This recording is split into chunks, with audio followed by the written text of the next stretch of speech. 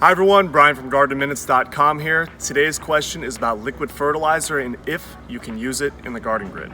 So liquid fertilizer depends on if it is completely liquid or if it's a liquid that has granules in it.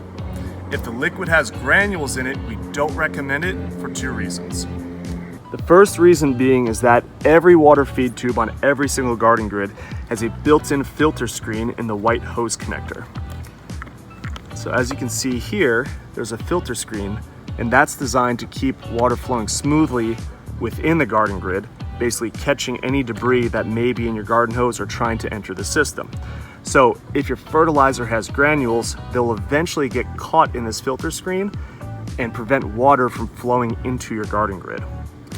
The other reason is that if the granules are just small enough to make it through this filter screen, they may eventually start to collect inside of here and slowly cause issues with water spraying out.